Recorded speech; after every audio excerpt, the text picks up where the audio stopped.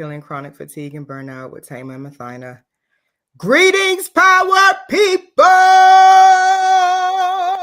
This the place to be. Where you at with Mothyna and Thema Aziz? Hey! Where you at with Mothyna and Thema Aziz? What? We got some money coming through. Oh, we got relief coming through. We gonna push it in. Gonna push it. I don't know what this is. It's like, I don't know what this is, but I like it. And when I was like doing 40, like this is energy. It's like all my dance moves are with my hands now. It's like I'm 40 now, so let me just use these hands. Who needs to break their neck or their back or their knees? I need my knees. You know what I mean? So I just feel like I'm not going to do too much. Y'all gonna get these shoulders. You like that, Mothyna? I like it. I feel like that's not too much, but it's enough. And you're going to get this. You go. Don't judge me. Why you laughing at me like that, Mothyna? For real? You going to get this. And I still poke my lips out, though, because I feel like, you're not really giving it until you give them. You know what I mean? Right? Or like a little cock to the side, and you're like, you got it. Give it to him, baby. Give it to him. Get it. Listen, everybody in the world. Thank you to our YouTubers. Thank you to our Facebookers. We are streaming live on both platforms. Put "I'm here" in the comments so we know you're here. Say, "I'm here. I was waiting for you." Listen, it's great to use technology, except for when it doesn't work, right? So I apologize for the slight delay because we had to make sure I got her in here and we were ready to rock and roll. And in full transparency, I spent a little bit too much time anointing myself with my jasmine and rose oils. So I was all zenning out and I was like, oh, I got to get this live going. You having way too much fun doing your self-care hacks that we'll talk about in this live stream, because what I'm clear about, I'm very clear about, and put in the comment section where you are, who you are. If you have a business or company website, this is your opportunity to get some visibility. Be seen. Put your information in the comments. So what I'm very clear about is for the past couple of years, I have not been able to enter a room where women entrepreneurs are and there not be a deep sense of exhaustion, like deep sense of exhaustion. And what's unfortunate about it, honestly, is that we as women in business have learned how to be successful and tired at the same time. But Donna, you got time today? I just need a little bit of time. Oh, I came and got time. You see, this necklace I'm wearing is over 30, but probably about 25 years old. You understand? You see my aunt and my, we ready. Your life, because we about to unlock some lives. We just got to get in there. Successful and tired at the same time. How are you successful and tired at the same time? How do you duplicate a business model that also creates exhaustion in the people that follow you? How are we even able to get out of the bed functioning like this? What is it that we're trying to prove? And who are we trying to prove it to? Here's what I know, and I can't wait for Mothyna to come in. I'm going to introduce her to you all in a second for those of you who may be new. Here's what I know is a fact. I know that when you function that way, successful, tired, chronic fatigue, burnout, then what follows that is the pendulum swinging all the way to the other end. Now we're not getting nothing done. Now we're actually choosing to fail in the name of exhaustion. It's okay. It's okay for me to fail. I need to go take some naps. Yes, you do. But does that mean you have to opt out of your assignment in entirety? I need a soft life and I've earned it because I'm tired. Did you earn it because you actually put in the work and the work you put in produced relief? Or are you saying you earned this soft life because you're tired and you haven't cracked the code on how to reset your work ethic and how you operate. Let me introduce to you my mentor, my sister, Zaz auntie. Okay. My introduction to how do we work at the highest level, not only individually, but collectively. Sister Mothyna. Deep bow to you, because for a woman who has put in over 10 years of work, specifically with Black women, I just got to give you your kudos, because you still show up even though you've had to reinvent, even though you've had to pivot, even though you faced adversities that tend to burn out women in business and exhaustion. We'll talk about some of those things. You still birthed out Nisa Nova. Yeah. You just won't quit, won't you? Yeah, you just won't quit. Energize a bunny. You'll be like, that drum. With that drum, you just keep going. And that's because there's a level of wisdom that you've acquired that I think my listeners and your listeners need to hear about what happens when you find yourself at the crossroad of being just chronically exhausted and burned out. Chronic exhaustion and burnout are two different things. And knowing Mothyna, she'll probably want to define some of this because that's her teaching set. So let me tag you in. What are your thoughts as I kind of laid the foundation for this conversation? Several things, and then one of the first I will honor is one, like every time you say I'm the mentor, I'll be like, oh yeah, I forgot about that season, because we have evolved so much over our relationship that when you say it, it always anchors me in honoring the journey that at the beginning, right? That foundation of where we began. The other piece that comes up for me, even as you laid this conversation out, was how quickly we forget, negate, or purposely toss away the recollection of what we've been through. Why do I say it that way? As you talk and as you share, I'm saying like, yeah, man, that did happen. That happened.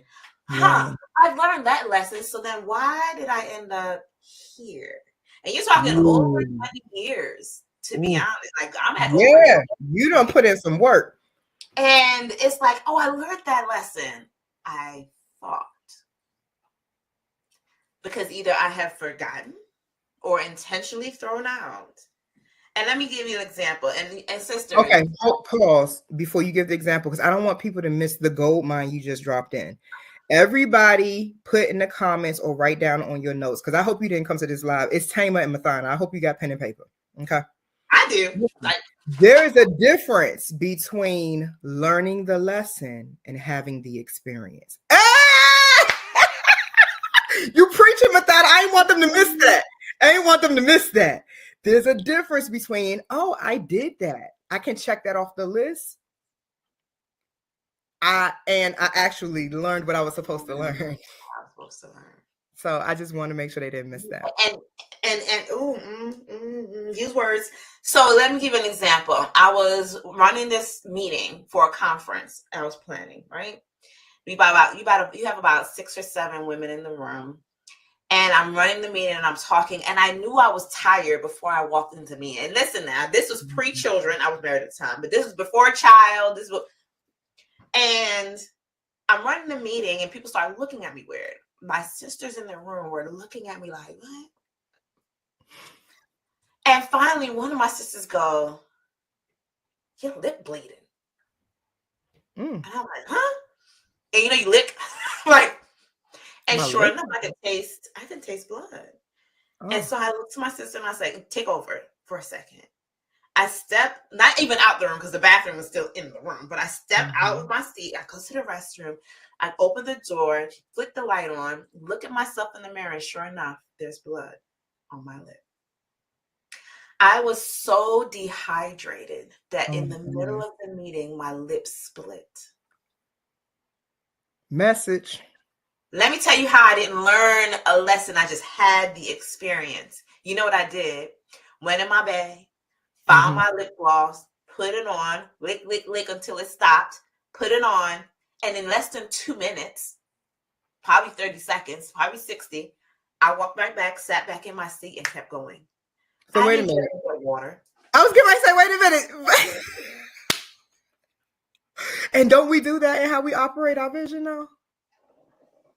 You need water, but you giving gloss?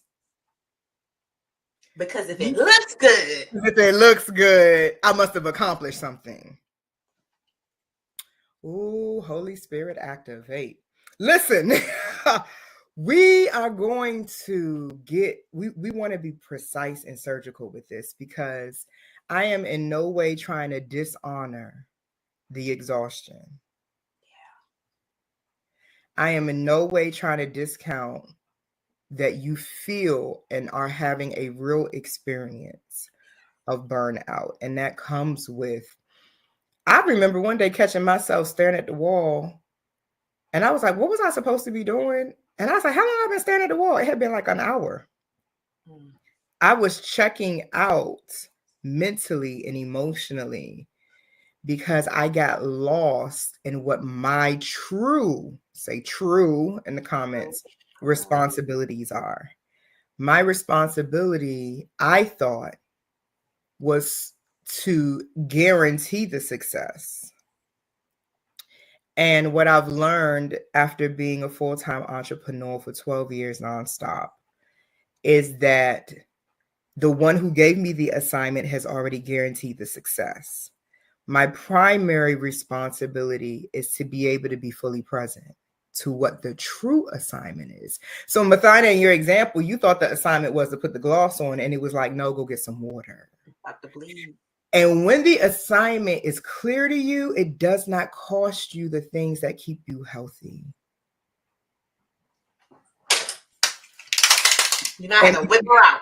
Oh, I didn't bring my clapper. Dang it. I feel terrible. Where's my clapper? How could I? Okay, but you go hold it down for a sister. I'm going to hold you down. Sisterhood is real. Sisterhood is real.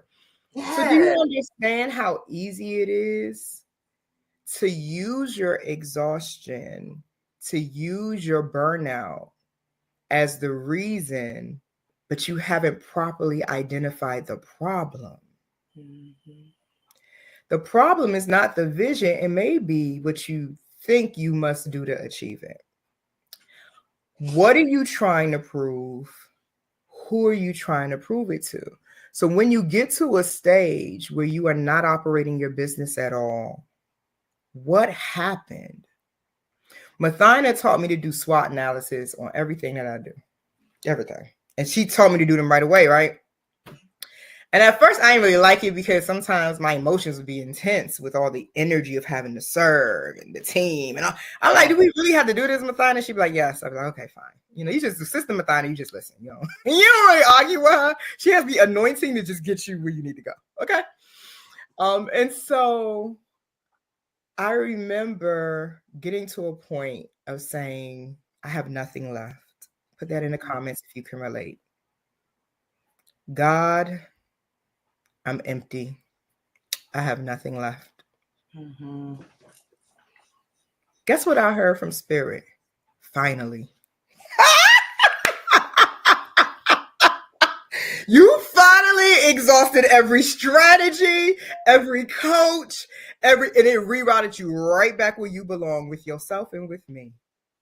Because the assignment originated with me. Yeah. How did you get to all these other things? And who told you to do that? And why did you do it? Yeah. I believe there's only two paths in life, love or fear. And I believe that when women in business get afraid, they make unnecessary sacrifices. We be busy, being busy, and getting nothing done. Or what we get done is always for everybody else. The things we finish are for everyone else, but we haven't gotten it done. We've just been being busy, right?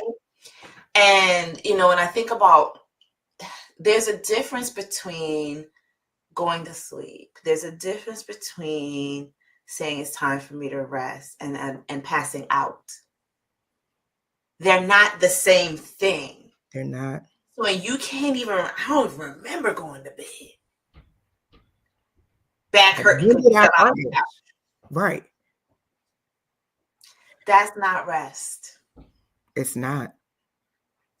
Not only is that not rest, that's not what anybody's asking you for.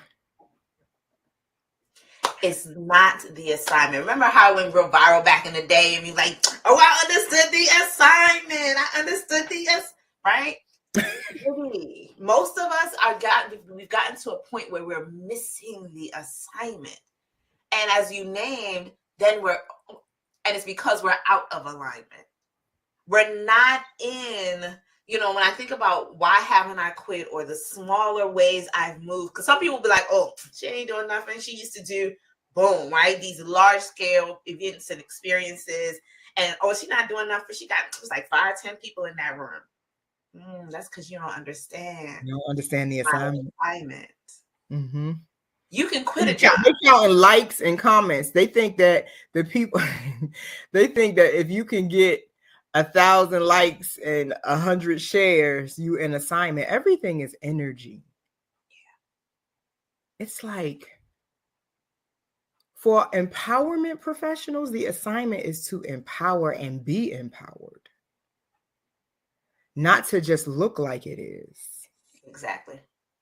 So sitting in the crux, and we talk about this fatigue, this burnout, which I'm charging you to define, right? And then I'm gonna let you, I'm in alignment, or I don't know, right?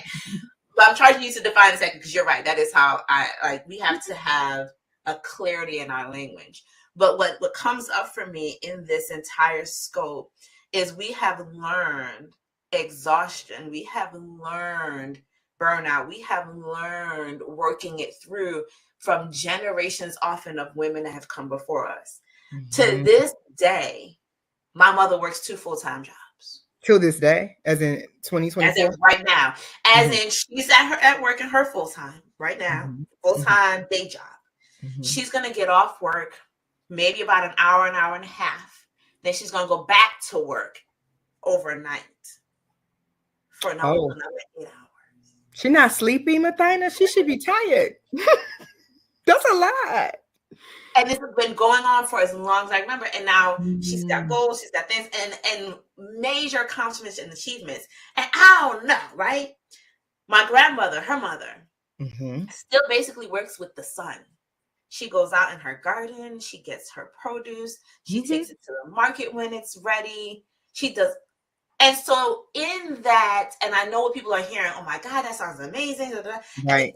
So in that experience and that learning in that lineage is power. It's hard work. They both own land. Like I know the power, but in the evolution of our DNA, in the evolution of the divine calling on the lineage, there is a requirement on me, on my generation, to understand how to find the balance.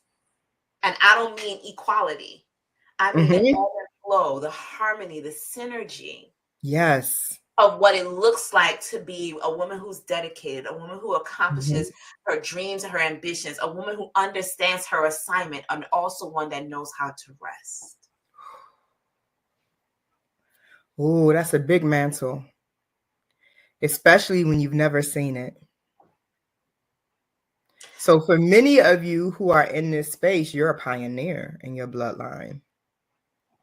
And for me, I've had the personal experience of being a pioneer in my industry. And I've had people that are my mentors who didn't even know they were mentoring me, because I didn't need you to tell me how to do what God gave me the skill set for. I needed you to tell me how to recognize myself, how to be myself, so that I don't give my daughter the only thing I know. I had to get some new information. Yeah. Yeah. I love that you bring this up, because one of the things I've been reinforcing when I teach is that it's better to choose your sacrifices than for your adversities in life to choose them for you. Now you don't have no choice but to go back to work. Now you don't have no choice but to work 2 jobs. Because the pattern, the thoughts, the choices, and the behaviors that keep cycling can only produce the result of the vibration that they are. So there is no deliverance until you appoint yourself as your own savior. One of the mistakes that I've seen, I've done a lot of work with like the baby boomer generation, mothers, grandmothers, like I've serviced clients in their 70s and 80s. Yeah. And there's a different vibration from like my 20-year-olds. Mm-hmm. With our elders, there's been a teaching that they've preserved on some level, that something outside of them is going to make their life better. Mm-hmm. Then you get us, and a fire sparks in us, and they're like, I got to try. We're like, I got to try to do something different. Mm-hmm. And the depth of disappointment we feel in ourselves when we've given our best effort and it didn't work. Then we find ourselves at the crossroad. Do I keep trying, or do I just do what I saw and just go get them 2 jobs, make sure that 401k is all right? You know what I mean? Like, or do I still try? And we wrestle. And it is in the lack of decision and knowing what to choose that the body begins to deteriorate. And the chemicals in the brain begin to misfire. So now I got to deal with functional depression. Now I got to deal with CPTSD, complex post-traumatic stress disorder. Now I got to deal with insomnia, not being able to go to sleep. Now I'm forgetting things. Let me tell you what I did the other day, Mo. This is going to crack you up. Drops off at the homeschooling co-op. It's like, I'm going to come home and take a nap. I'm kid-free. Jumped up when it was time to go get her. Could not find my keys. I'm digging everywhere. Did I drop them in the couch? Where? I'm like, I know where the spare key is. So let me just grab the spare key. So I grabbed the spare key. I opened the door. The key was in the door. I said, Thema, Aziz said, why? I started tapping my glands. I was like, girl, girl, what are you going through? Mm-hmm. Mm-hmm. When you're dealing with chronic fatigue, it will show itself. It will present as constantly forgetting things, not being able to stick to a schedule, you're running late, or you're missing things. Even if you have the capacity to do a things to do list, you don't look at it. You forget to even look at it. Yep. You might put it on your calendar, but you forget to look at your calendar or to respond to the alerts because you're dealing with some overwhelm, and certain parts of you physiologically are literally shutting down. Yeah. Chronic fatigue. Burnout, nothing's functioning. Nothing. You have nothing left. It's crisis mode. The depression has cemented on a certain level, and you're going to need help to get out of that space. Yeah. You're going to need help to get out of that space. Because now it's like everything's on fire and you're just watching it burn. Okay. So is that a clear enough definition? Let me ask. Clear enough definition, honey. And okay. When we look at those definitions, I believe that there are points where, you meet D-Day more often than we think. We look at D-Day as the day where everything is on fire. You're looking at the burnout is when you recognize D-Day. It's like, I don't know what to do. I believe D-Day is also in the moment where you've got your keys in the door, when the fatigue shows up. And so D-Day for me, I'm using the word D as decisions, definition, destruction. We see destruction, D-Day destruction, but there are moments where you can define the experience that you're in that moment, and that is a D-Day moment. And then you have to make a decision, cut off every other option. But that's where you have to invite the chaos. You know, one of the things that we both love, right, is Marianne Williamson, when she talks about inviting chaos. Yes. When I needed to close my longtime identity about how I lived and showed up in the world, and I had to close that and say, this is no longer my identity, and begin a journey of healing. And you were there. I was in resistance. Okay. But instead of looking at my opportunities that were, hey, definition, you got to define this moment and this experience so you know how to move. Hey, you've got to make a decision. I had blinders on, not like this, where you can kind of see what's ahead. I had blinders on like this. You couldn't see nothing at all. I couldn't see anything at all. Wow. And therefore, I did not invite chaos. I was too afraid of what it would look like, how it would redefine my relationships, how it would redefine my purpose and meaning in the world, how it would redefine my identity. So I did not look at all those knocks, all those whispers, all those boulders. Yes. Until it was an avalanche. Woo! Until it consumed you. Until it consumed me. And so for our sisters who are listening to this conversation, I invite you into a definition for chaos. Okay? Chaos to me now means that I am inviting it because I want greater clarity. I want to live in and be existing in harmony. I want to have obedience, not delayed obedience and alignment to what it is that I'm called to do in the world. And it requires my surrender.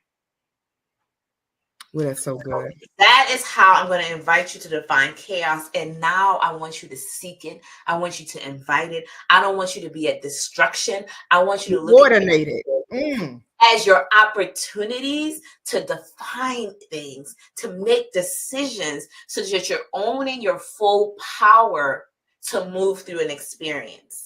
Yes. To move through things, to define how they show up in your life. And that's when you can move yourself out of the fatigue, even chronic fatigue, so that you never even get to burnout. Tag me in, Mo. Tag me in. Tag me in because it's so good. Okay, so listen, it was a few things that I love because you know me well enough to know I activate chaos intentionally and with speed.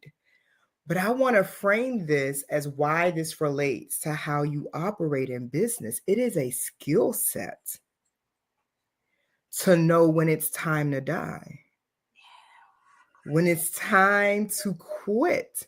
This is why so many wealthy people in our country have filed bankruptcy before, and it didn't affect their net worth.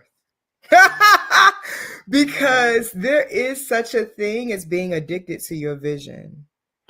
When the assignment is no longer about alignment, but it has become about achievement. Once it's all about what you can achieve and say you did and got done, you are going to burn yourself out. You got to know how to strategically fail. Put that in the comments. Strategic failures. And you notice, I remember the days, I'm looking at myself in this camera. I remember the days when just the word failure was triggering for me and I couldn't smile. But now I done got certain skills.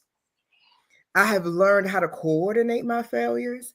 I've learned how to schedule my failures. If this particular launch does not bring in the revenue goal, I'm canceling the event. I remember the days that I would be having everybody fasting and pray for it to go and the money wasn't there. And then I have all this aftermath grief because I didn't close that in the green. I forced it. I forced it. And there's a difference between force and power. I'm powerful enough to let power go and say, I quit. Nope, it ain't going to happen. That happened with my retreat in Mexico I wanted to do. Yeah.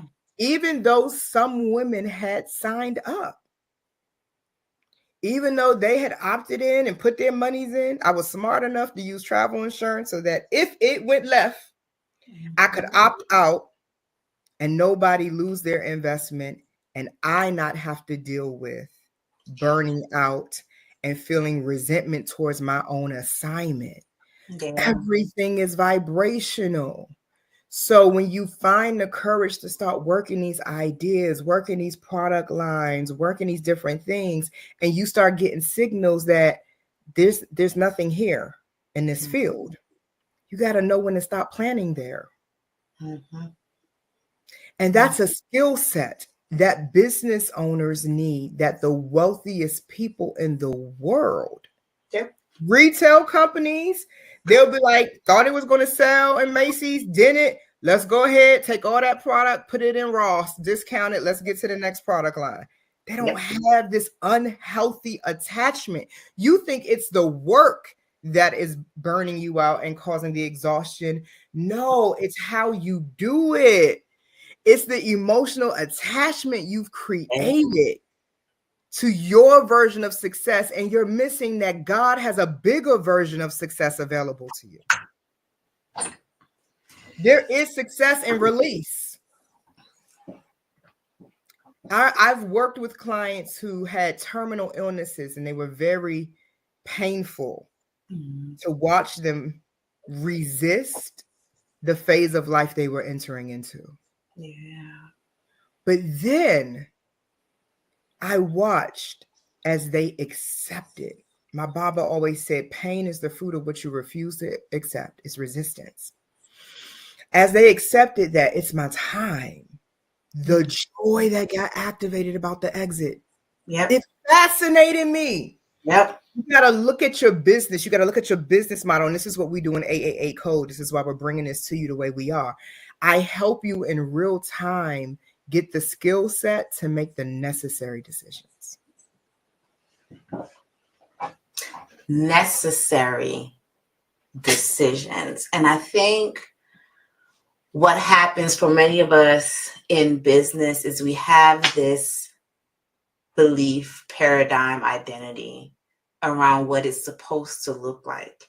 And if it doesn't align with how we operate, we think we can't be in insert business, insert. And it's like, wait a minute, what if you are designed to innovate a way of doing business? And it's one of the things I think I love about I know I love about how you operate is you're like, oh no, I've decided to do this heart-centered approach to sales. And so this is how I've trained my team how to do it. What was the first person to get those calls, by the way? I'd be like, yeah, it's you and Tiff. Y'all be the first ones, because Tiff is the detailed pick apart. But you speak to my like spiritual soul. Like when I'm in the ethers, you be like, okay, Taylor, that's great. Come back down to earth though. I'm up here with you. And then Tiffany be like, so while we on earth, I'm gonna need you to line this up like that. But I don't want to be anybody other than myself. And it was you, Mothyna, who said, if I learned to monetize myself, I would never run out of money. So if I find myself in a scenario where I have to choose between forcing an event, forcing a product launch, forcing a service launch, or just being where I am and who I am, I'm gonna go with me. And that has made room for me to see how God participates in my vision, because while I'm maybe sitting in my bed sleeping and trying to restore my energy, I wake up to payment notifications. And I was intentional about designing a business infrastructure that would allow for that. Because I hear a lot of the visions that some of you listening to this hold around entrepreneurship. But your business model, the way you have designed it, is not the size container for your vision. And that's why it's not working. You don't have the proper infrastructure for what you're in. Look, I don't care how many affirmations you do calling yourself a multimillionaire. A multimillionaire has a specific business model. established, so that the energy and the work that must be done to generate a cash flow that is millions of dollars, and millions of dollars, being a multimillionaire doesn't mean it didn't, all those monies came in. That's the profit that's left. There you go. There's actually even more. There's bigger numbers here. Yeah. Are you a vibrational match to them numbers? Do you operate in your lifestyle in a way that can vibrate that kind of success? And so I'm honest enough, and I love the people I coach enough to tell you up front, that's a beautiful vision, but you're not ready yet. Until we actually get your time management in order, because time is the one asset that you're going to have a hard time replacing. Yeah. You got to know when you're in your business, on your business, and out your business. Until we get your time in order, you're going to have a difficult time manifesting this vision. Hey, how often are you communicating with your leads? Matter of fact, how do you even get leads? And how organized are you with where you place them, how you interact? Like you want this multi-millionaire success, but do you know the cost of your oil and what you keep asking for? And so what's exhausting you, the source of the overwhelm, is the resistance you have to laying the correct foundation. Thank you, because I forgot my clip. I did. I got my slipper though in case we need to throw it at the camera. And resistance shows up in so many forms. So if we're going to classify the overwhelm, let's do it correctly. Let's stop calling it the business's fault. It's not your vision's fault. It's not the business's fault. If we're going to talk about the burnout and the overwhelm, let's say, honestly, the truth is, because there can be no healing without the truth. The truth is, I am being stubborn or resistant to doing what it takes to lay the right foundation for this business. I just need a break from it. Because the story we tell, we got to live. So some of you are cursing your own dream with your words, misclassifying your overwhelm. You're blaming the wrong thing. You can't fix a problem that's misclassified. Come on. You can't. So it's like telling GPS to get you somewhere without telling him where you're starting. Hello. We miss that part, so because we don't actively have to do it every time. So I'm just using this as an example, family. If you are getting ready to go somewhere where you have never been, and you know this is where I want to go, you put the address in and you're like, okay, boop, GPS is going to get me there. Here's the thing. You have to approve with the GPS where you're starting from. Come on. Otherwise, you can't get to where you really desire to go in the most efficient route that avoids blockages as much as possible. Because have you ever experienced this, Thema? Because it happens in business, and I think we lose that. Yeah. Have you ever put where you're going into the GPS and you still hit traffic? Yeah. And you're like, why they not rerouting me? You try and get it to reroute you, but it keeps saying, nope, this is the best route. Because let's be clear. The best route doesn't mean there's no blockage. The best route doesn't mean you won't hit traffic. The best route doesn't mean there won't be difficulty. It is still the most efficient route to get you where you need to go. That traffic, that challenge, that thing that's in front of you that's requiring a different version of you to lift it out of the way is what's needed for you to be ready when you get to your destination. It's like a self-paced course. It's like a self-paced course. It's like, I left off at this module. Okay. God be like, okay, that's cool. And then you come back like, all right, so I went to that 9 to 5, paid off some debt, got rid of some things.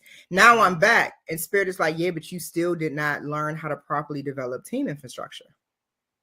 So you want me to give you this millionaire success, but if I blew up your product line, you would be responsible for shipping orders. And the number of orders that have to be shipped would cause you to have less time with your children. And you've been on your knees saying that family and making sure you do things differently than how they were done occurs. So you're not catching what I'm trying to get you to look at. You need to learn how to build your dream team.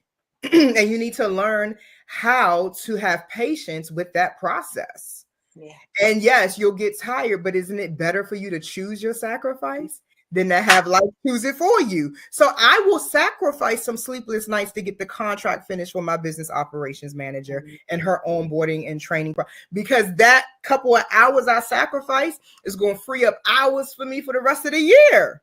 For the rest of the year. So my exhaustion can no longer be the excuse or the crutch. I just choose which tired I'm going to do and when I'm going to do it. That's it right there. Choose your tired. Choose what exhausts you. And do it. I remember learning this. I was in a training for a very large company that produces journals that are across the world. And they were looking for facilitators. And I was hand selected by a group that was like, Mothyna, you'd be perfect. And I was like, okay, cool, I'm in it. And the project never got off the ground. Okay. And I just knew, I was like, boom. But the project never got off the ground. So I sat in this training though, and I think it was like a 3-day training at that. And one of the things that this man said, it was 2 things he said actually that stick with me to this day. And this was probably about 8 or 9 years ago. He said, but one of the things I'll share with you all now that he named, which was so chef's kiss.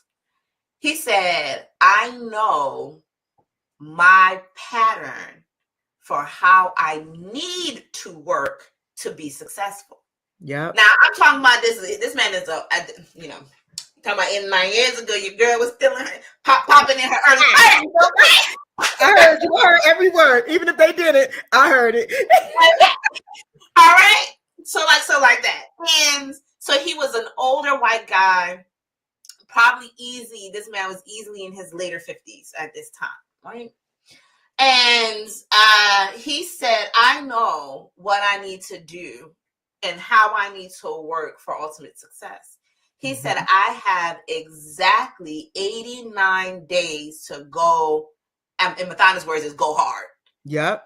His language, I think he said something to the effect of to go nonstop, to have these extra long, like these 16-hour days type of thing. He said, I had exactly 89 days to do that. He said, on the 90th day, I have to already be in rest mode because nothing will get done. Nothing. He said he goes into rejuvenation mode, and then he can go for another 89 days. And I remember sitting in this meeting, it was a very small group of us, and looking at him going, I so see what he's talking about. Because I remember assessing myself and going, I don't have that number. Not that I need, like it's 89, but I need to understand. You don't even know. I need to know. Because then I can curate my optimum times for accomplishing the things that require high creativity from me versus the things that are more, okay, I need to be cognizant enough to be able to delegate this out clearly. And do you know, I got a question. Do you know any women at that level of success who know their number? Because I have a man in my life who moves like that too. A mogul. He has 8 different businesses worldwide. He knows his number. And when I met him, I started praying, God, give me the focus he has. Because I don't know why is that not amongst women? That's interesting. I believe, humbly speaking, and it's got this, I think I saw it recently. This whole viral thing going out now about the invisible load. Have you seen it? I haven't. So it basically talks about how women process things in their day before they even, like, so for example, the woman was like, okay, let's just say the award ceremony starts at 6, which means we got to leave the house by 5:15, which means I've got to do this by this time. And I got to remind my partner, for me, it was like, I got to remind my husband by 3 o'clock to make sure this happens. So I'm running all of that while doing the things, preparing for the things. So they talk about this invisible load. The fact that I have to remind somebody else to do something means I can't actually take it off my list, off my workload. I still have to be cognizant of it, and I still have to do some level of work for it to get done. I read an article about how this woman was like, I don't make charts and chore charts for my children. I teach my children awareness. And she said, I teach my child to have awareness about what needs to be done, because then they're still relying on me, invisible workload. They're still relying on me to tell them what to do versus teaching them awareness, where they will get this needs to be done, and then they'll just do it. Do you know your niece already has her Google Calendar set up? She knows what she's supposed to do every hour. Before we went live, y'all, I was telling Mothyna how Zah had went on YouTube, was playing Daniel Caesar and her, and was in the kitchen cooking and banging up pots at 8. She already knows how to function. So that invisible workload, I'm telling you, it's so true. Mm-hmm. I don't know why. Maybe, and I'm now you're going to make me research it, because maybe men physiologically are just designed differently to relax into that more easily than women do. Maybe there's a social contagion there around how we're programmed as men versus women. But I do know that in my class, it is a virtual working clinic, and you can't escape having to confront how you function when it's time to operate your dream. You spend 5 days with me and we get into it. And I literally am there anchoring and grounding that energy, because sometimes you just don't know what you don't know. Yes. And anybody listening to this, I don't want you to drop into any self-judgment or guilt or shame. I've had the privilege of being around a wide range of entrepreneurs, those just getting started, ain't got no money like I was. And I've sat with multi-billionaires and watched them in tears having a conversation with me as I snatched them out of achievement energy and brought them into alignment. I'll give one quick example. There was a client of mine who inherited a very successful business from her family. She came running into the office for a session with me and was in tears. I said, "What's the matter?" She said, "Thema, you got to tell me if God is still with me." I said, "Sit down, take some deep breaths. What's going on?" She said, "I only made $5 million this month." I wanted to say, what? If I had crystals on, I would have clutched them like this. I said, "Wait a minute, I'll be crying over making $5 million in 30 days. But that was a low number for her. Yeah. So see, this isn't about like anybody else's dream. This is about yours. And this is about you being clear on your assignment and knowing when you're in alignment or not. So don't think this is even about the money. Money is God in circulation. It's just energy. Everything is vibrational. And if you're feeling like you're always tired, thank God you're not just everything you feel. You are more than just your emotions, and you will need to learn how to work outside of your feelings for certain levels of success, or be content with the level of success you've achieved. Because the higher levels, there's not a wealthy person I know who did not have to do deep diving work into their philosophy of life and their own inner resistance to growing their capacity to get things done. But what happens physiologically to the brain, it doesn't matter what you check off the list, whether it's tying your shoes, brushing your teeth, or hitting your revenue goal. Every time you check it off the list, your brain fires off all the happy hormones. If you want relief, get some stuff done. There is some serious magic to crossing something off and knowing yourself and how you need to replenish, not allowing the people around you to dictate. Everything you get, everything you're going to get with Thema, everything you sit on, it becomes a tool that you decide how to apply and use. You just know you have to use a tool, right? And because, for example, this season, meaning the November, October, fall, December, for many people, they start slowing down to rest. It's hibernation. I don't know. It becomes hibernation. And I don't know if it's because my birthday's in December or what. You turn up. I turn up. I energetically, and people are like sending me messages now because I've been actually posting online, and they're like, "Oh my gosh, you've been out in these streets." I'm like, energetically, I go up after December. After I start to go down just a bit, my energy goes down just a bit, and it has to be singular if it's focused on anything. And so I know that about myself. Thema, you remember years ago, I'll never forget the day you called me. You're like, "What are you doing?" I was like, "I'm getting bored."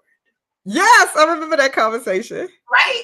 I was sitting, now this was pre-chat, right? But I remember sitting on my couch, intentionally not doing anything, not reading, not writing. I just sat there, and because it was you calling, I answered. But I just sat there because I wanted to know what it felt like for me to feel restless, truly restless, for me to feel bored. I want to know what that feels like in my body, because one thing I know for sure is that when I am still, when I am in quiet, God, I can hear better. Yeah. I can hear the noise. Yes. And that noise can get distilled into clear conversation with the divine. And I know that part of what I have dealt with now, with another layer of growing and undoing, the season of undoing that I'm in, is because I've become a mother. And there's nothing that's going to grow you up. Ooh, baby. Okay? That's a whole rite of passage. Okay. A whole one.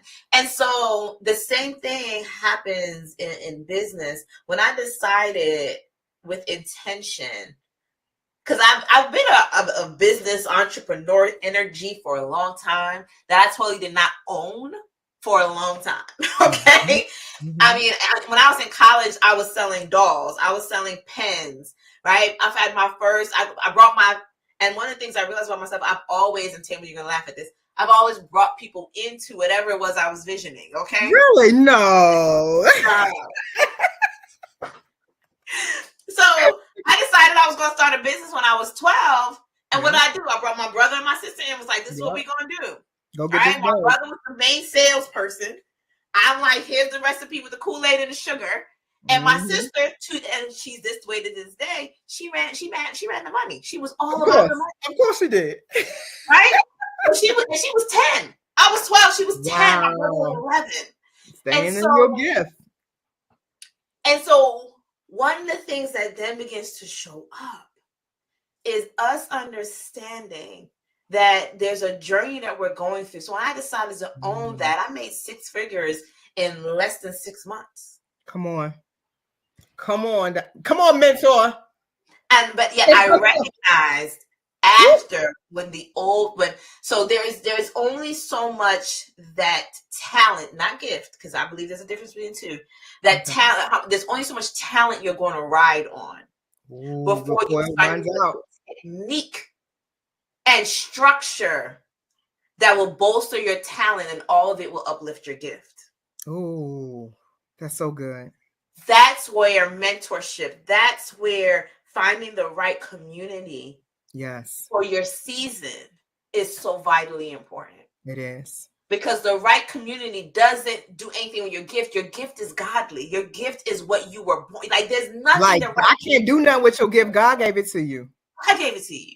But your talent, how do I define that? Talent are the things and skills you have learned, many of which you operate on a high level that supports your gift. Yes. So, for example, Gay Hendricks in the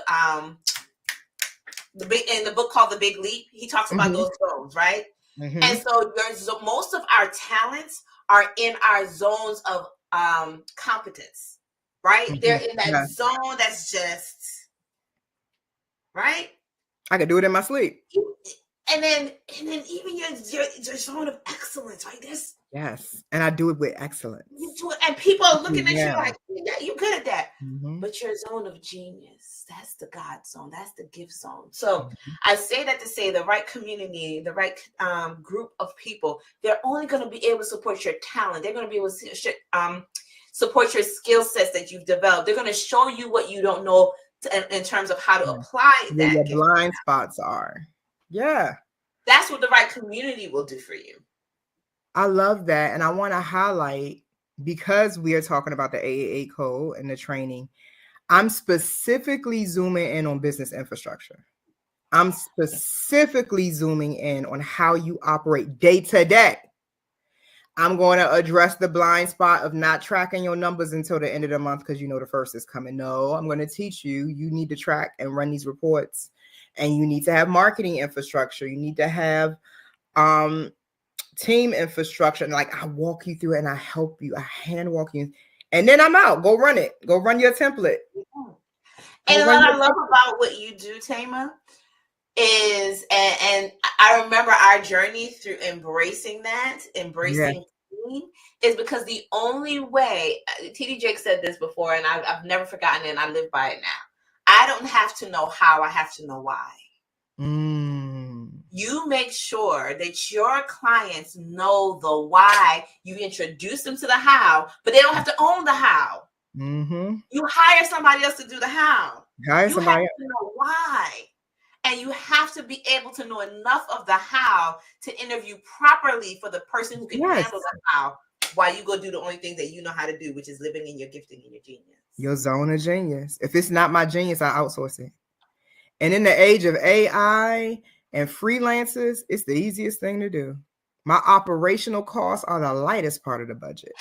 And I want to also highlight this nugget you gave when you were talking about our conversation about being bored, right?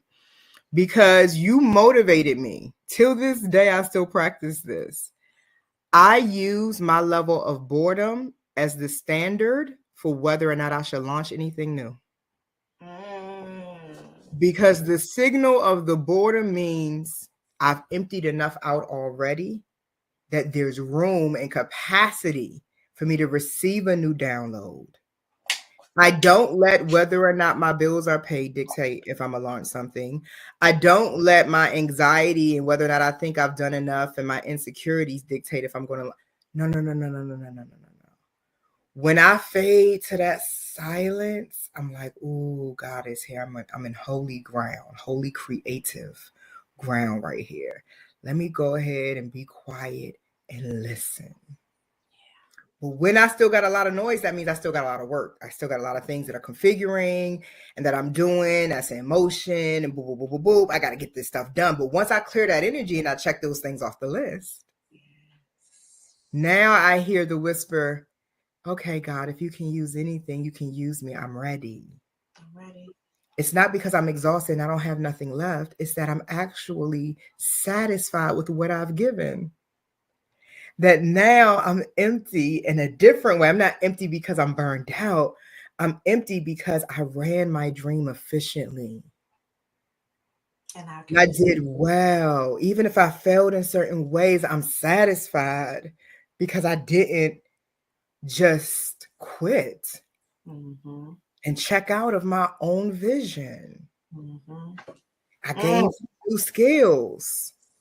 My vision was important enough that I recognize I don't know what I'm doing. Let me tag somebody else in.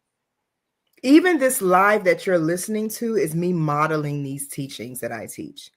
I could have went live on this topic by myself. Why didn't I? Because part of my vision as an entrepreneur is to create collective economic power. I said, there's no way in the world I'm going to run a program for business development, knowing that my sister has a community herself of people that are in business, and I have a resource, and she's going to benefit from additional income without having to do nothing but go live with me and share the opportunity. Why would I not do profitable collaborations? Because relationships are currency. Right? So why wouldn't I tag Mo in and say, hey, does Nisa Nova know about 888 code? See, ultra independence is a trauma response. When you live in the paradigm of chronic fatigue and burnout, you also tend to create the narrative that it's all on me and I'm by myself, and you're not. And so your work style is always trying to do everything so that you're hoping when it's all done and you push it out, everybody says, oh, look at what you did all by yourself. Look at you. When the reality is there's no one there. You done lost your edges, blood pressure up, because you insist on doing it this way. Yeah. But there is immense value in changing and changing quickly. Mm. It is so profitable to shift and to tag in. I will never do things by myself. You'll rarely catch me not tagging in people I love and trust. Because how would they even know to support me if they had no clue what was going on? Mm. Right? So that contributes to burnout, because where's your tribe? Where's your people? And do their people and your people know what each other has? Everybody that has registered for AAA code, everybody that's coming in, you absolutely are going to get some Nisa Nova sprinkled all over you. You absolutely are going to get access to the tools she offers. That's how I work. Mm-hmm. That's how she works. And that's why we got the money we got and the success we got, because it makes a difference. And there's a currency that shows up. Like literally, there are people. I was out at another event this past weekend, and shout out to Tiff. Tiff was there with me. Mm-hmm. And we were at this event called Power Plays. And as I was getting ready to walk out, I actually got a gift for a sister, and I was trying to find her, and I'm looking around, and this girl goes, "Excuse me, I think I know you from somewhere." Now, it's happened already a few times that particular day, mm-hmm. But to this point of collaboration and connection, she said, "I think I know you from somewhere." And I was like, we were trying to figure it out, so we finally landed. And she goes, "Oh, I was doing this documentary, and her boss at the time said I needed to connect with you. That's where I know your name and your face from, because I went on your LinkedIn." Ask me the last time I talked to her boss. When was it? I don't even know. We went to college together. College? We went to college together. You know, I've been out of college. Right? But currency, though. Currency. It moves. And so she was like, she admitted, she was like, "I didn't actually pull the trigger. I didn't say anything. But seeing you here now, why I wasn't there because I was speaking. I literally showed up to show support for another community of women who are doing their thing. And look what just came out of that." That's how it works. That's the magic. So let me say this. How many of your conversions come from referrals? Oh my gosh. The first 6 figures I did in business,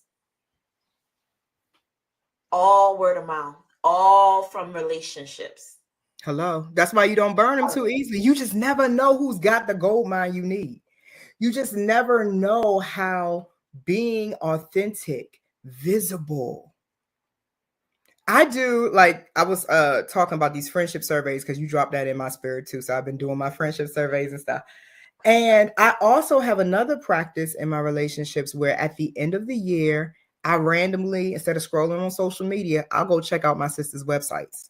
And by the way, Mo, I like the changes you made to your website too. They look good. Right? And I just go and I'm like, all right, what my sister got going on? Because I'm getting ready to finalize my annual timeline for my business. Oh, okay, she doing something there. I don't want the marketplace because we got shared communities that have to choose. Do I not do this, Mo? Yes, you do. Know.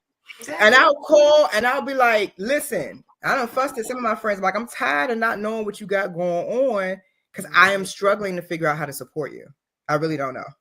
Yeah. You got to tell me. You call me on it like, sis. I'm like, hold on, hear me on that. Yeah.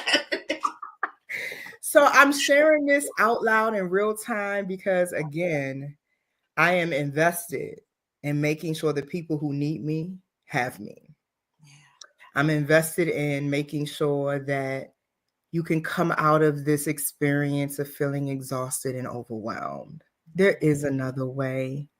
And if we get the cracks out of your foundation, you'll have something better to stand on in your business. Mm-hmm. So I want to invite you, and those of you who are coming from the Nisa Nova community, there is a partnership between Mothyna and I. So if you decide to enroll in this 5-day experience with me, that starts 11/11, I'm going to cut some checks. Okay. All right. Because that's how I roll. That's right. Profitable sisterhood. And so when you register, you'll see on the form where you referred by someone and just put Mothyna, or you can put Nova, and that lets me know where you came from so that I can create that reward for your mentor, your coach, your guru, your guide, because she does amazing things in the Nisa Nova community. And to my 888 coders who are coming in, I have some special treats for you. Mothyna has generously poured into the registrants her tools and resources on how to advance your paid speaking career and tell your story. And she does all these wonderful things. And so if y'all are listening, you don't just get me when you come into my processes, you get my network. And I have another gift for you. Thema does not know this. I'm really talking about this now. So you remember that when I did the Tribe Builders Bootcamp, right? Yes, which was excellent. I did a piece on building community and the Nisa method, and I'm gifting the recording to you and our 888 code team. So I got Gail. I told Gail I got her pulling those pieces together so we can truncate it down, make it yummy, and consumable without being overwhelming. And I'm gifting that over to the community and all of our 888 coders who are saying yes. So that's my love, my contribution, because I know that women connected to you as they're building their business, often that business means building a tribe and community. And I want to be able to give that. Always. We duplicate the success. We are fruitful and we multiply. What an honor. Y'all see this in real time. This is my first time hearing this. And if I wasn't on camera, I would do a cartwheel, but I got this like flowy dress on. Y'all don't need to know me like that unless you're in Power of Pleasure. So this isn't that live. But what an honor. Thank you so much for sewing that into the people that come into this process. And I'm going to let them know, those who are already registered. So there are a few spots left because of how I run this experience. It is a virtual work clinic. It is not lecture style. We are working. I know what my capacity is. So I do have a certain number. Once we hit that number, then you have to wait until the next round. And when I offer this training again, it's 5 days. We start 11/11, 7 p.m. Eastern Standard Time. We dock up. You can come in your hair, bonnet, robe after dinner. It doesn't matter, but we're working. And we work for a specific couple of hours on specific aspects of your business infrastructure, and we set it up in real time. What it could look like is, I don't have a website. Why? Well, I haven't finished building it. Are you a genius at building websites? No. Okay. So do you have $20? Yes, we're going to go get something else done right now. We don't have time for you to get stuck here. We got some other ways of getting this accomplished. So I can zoom in and show you in real time how easy it is to be successful, how easy it is to work without exhaustion, how easy it is to check it off the list so that you can close 2024 different from how you started it. Okay, so I'm excited. Thank you for your time. Thank you for chiming in. If you're live here listening in real time, or if you're catching the replay. Lastly, Mothyna, can you share with them how they can stay in direct contact with you? Of course. So you can find me at Mothyna on all the social media platforms. And I'm happy to tag and connect you with our work at Nisa Nova. If you're like, I really want to learn more about Nisa Nova, go ahead and go to Becoming Nova on Instagram, and you'll be able to grab some nuggets and pieces for things we've done. And we're going into November. You're not saying. You saying it too fast. You gotta go November. Right. And so it's a good time to just get loved on in the community as we focus on sisterhood and community and tribe building. So you'll see lots of vlogs going out every day the month of November. So you can grab and consume that. And then some pieces of information and inspiration that we're offering to the community. And that's it. We're just loving on y'all. Love it. Thank you. Thank you. Thank you. Incredible work that you are doing and have done. And to those of you listening, I can't wait to see you 11/11. Oh, one last thing. Get in before the 1st, before 11, when the price goes up after that. So take the financial incentive, lock in, and I'll see you in class. Have a great day, y'all. We love you.